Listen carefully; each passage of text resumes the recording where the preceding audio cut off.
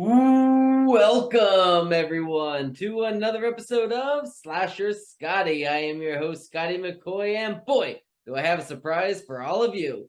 I have on the phone with me right now Shannon Wallen, and he played Billy Jack in Broken Springs, and he is a big movie buff, just like I am. So we're gonna get into talking about some movies. Hey Shannon, how you doing today?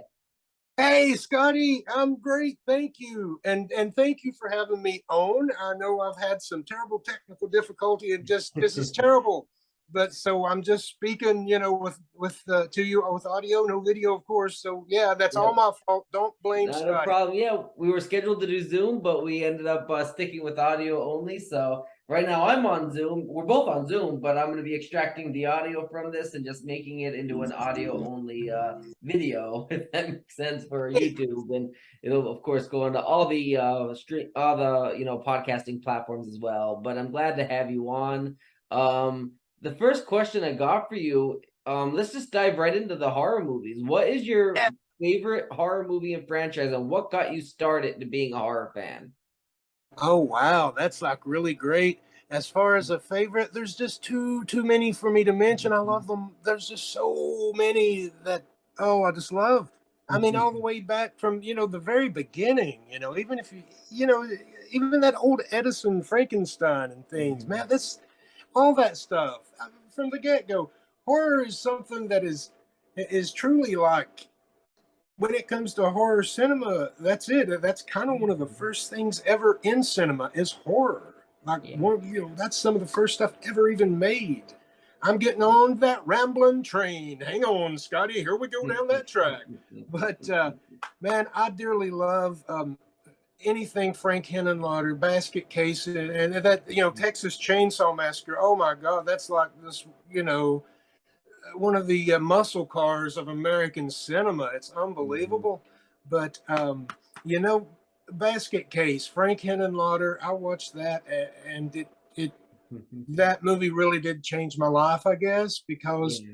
I saw at the end of the credits it was dedicated to this some guy called Herschel Gordon Lewis. And then I got into looking that up, and this was all, I'm an old pappy. So this was all during like the VHS boom, and I got to get all that stuff fresh on VHS, like all that Herschel Gordon. So Frank Henenlotter really turned me on to just the entire world of exploitation and horror and all that good stuff, and just dive Yeah. in and swim. It's we got a lot. Right. Absolutely. So obviously we had reboots, remakes, sequels such as Halloween Kills and Halloween Ends coming up, Texas Chainsaw Massacre, the 2010 Nightmare on Elm Street, the 2009 Friday the 13th, among others. What are your personal thoughts and opinions on the reboot, remake, sequels, and all that being produced and made? I think the majority of it isn't worth wiping your ass with. I really do, but there are some wonderful things. I want to talk positive. I'm not even going to bitch about the bad things, and I got a lot of bad to say about that. But man, you go all the way back to like what John Carpenter did. This was before all this big boom. This is the '80s, and you had and remakes and things really have been around for many years. Um, but Carpenter's The Thing is an absolutely fabulous remake. Um, David Cronenberg's The Fly is absolutely beautiful, and the overlooked 1988 The Blob remake is fabulous. Definitely watch those. Watch the Savini redo that they had to do. The 1990 Night of the Living Dead is I'm a sucker for that stuff. But Yeah. yeah, that's fabulous. And man, if you got to do it for real, um, out of all these modern ones, The Hills Have Eyes is absolutely fabulous. Yeah. Yeah. But a Absolutely. lot of them, they're just kind of watered down, lesser versions of something that's great to me. Hmm. But it's business, I guess, for those big guys out in, the East or the West over Yeah. there. Hey, I wouldn't turn any work down if someone say, "Hey, Yeah. be old drunk man in the background of some remake." Yeah, thank you. You know. Absolutely, and I'm excited for Halloween Ends to come up. I mean, Oh yeah. if we were looking, if the pandemic didn't happen, Halloween Ends would have been out last year. Uh-huh. And I where know. everything got, Halloween Kills and Halloween Ends got pushed back each year. So yeah, I mean, I'm really excited to see So you're a Halloween. fan of those? You like the Blumhouse? Yeah. Oh, sorry. Yeah, I've been up since 4:30. But Oh, yeah, I'm a big fan of Halloween in general. oh Like yeah. I mean, the worst one out of the franchise I think is Halloween 2 from Rob Zombie. Uh, Um, yeah. yeah, I'm Yes. not a big Rob Zombie Halloween guy. I mean, I'll watch it if it's on TV, but it's not if I'm in the mood to watch Halloween and it's which Halloween movie am I gonna watch? It could be depending on my mood. It could be the original from 1978, the original second one from 1981, even Halloween 3, 4, and 5, maybe even 6. Oh, absolutely. I Those love are my those. nostalgia type of movies because Mhm. as my age, I grew up watching them on AMC Monster Fest, and Oh yeah. I I ended up still do. growing up VHS, the box art. Oh my God, that's great. I once that brought up a memory, and it's one of the few decent drawings I would think I've ever Yeah. done. But I did a little in school. I did a little, and I think my senior year, I did the Halloween 5 Hmm. um, cover, the poster. Okay. That's Nice. not that fancy, but for a boob like me, that was pretty good. Yeah, absolutely. Hey, you've got a book on Halloween, don't you? Yes, I'm gonna since we're not on camera right now, I can quick get up and get it. I can't show it, but I can show you it. Oh, excellent. But I I wish got everyone could see you. the ultimate the what's it called? The ultimate Halloween movie experience. Michael Myers, the man, the monster, the madness. The cover art um is the exact photos taken by Kim Gottlieb on the set of Halloween 2 1981. And it's got 16 original interviews with Holy, cast members, including some rare interviews with Dag Fairch from Rob oh, Zombie's Halloween, wow, and Wendy Westberg, who did her very first Halloween 3 interview with me for the book. wow, that's great. So yeah, there's quite a few interviews. There's thousands and thousands and thousands of trivia questions. I have 100 questions on the first 12 movies, all the way up to Halloween Kills, and then I have 200 questions in the bonus chapter. Wow, Like the that's bonus, impressive. yeah, like if you look, and obviously I won't be able to really show it on here, but like if you look at the bonus chapter is different. Like all the other chapters like each chapter is on its own its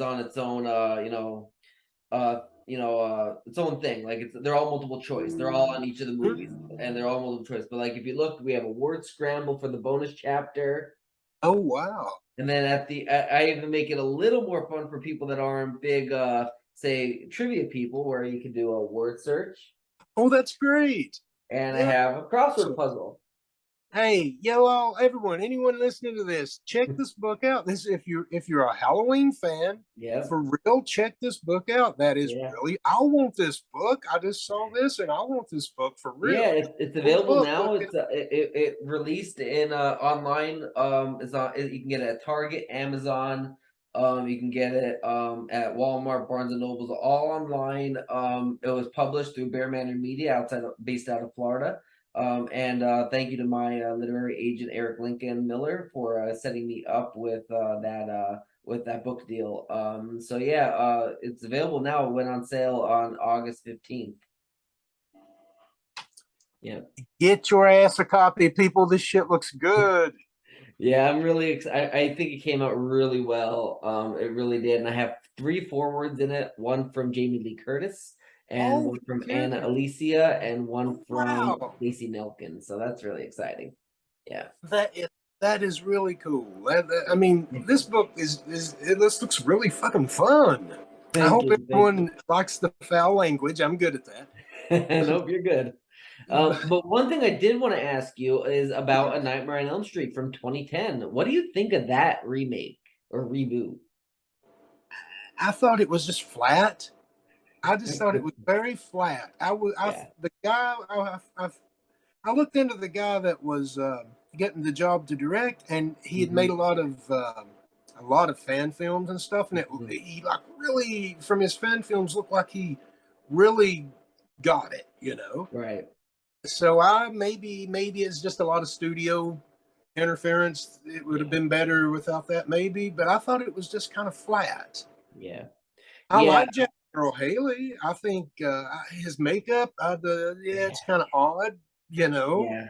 Yeah, the But makeup is what got me. It's not that Robert Englund wasn't Freddy, even though he is the best Freddy because he's really the only Freddy outside of Jackie Early Haley that did it. But it's the fact that the makeup wasn't done the way Freddy's meant to look. Like yeah, it just didn't work. he looked like a burned kitty cat man or something. He had a bridge of a nose or something that was just not even human. It's like, why did a fire Yep. make the bridge of his nose get that wide?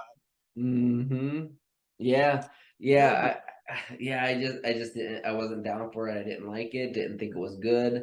I don't want to Yeah. piss on people if they enjoy it. I don't know how they do, Right. but if they enjoy it, then enjoy it. But it's not to me. Really, it's just really fucking boring. Yeah. I'll just speak plain. I just found it really boring. I Yeah. thought Haley did fine. It's just his makeup was terrible. Yeah, absolutely agreed. Not a big fan of it at all. And we are about running out on time. I know I told we actually were scheduled for 8 o'clock. But we moved it up to 7. But then of course we had Don't blame technical Scotty. difficulties. But I have errands to run that was unexpected as of last night. So but I do want to ask you one last question. Um, Yes, do you have anything that you would like to promote to the listening viewing audience, whether it's websites, social media accounts, projects, anything at all that you got going on? thank you. I'll do it really quick. I Yeah, of would course. love to.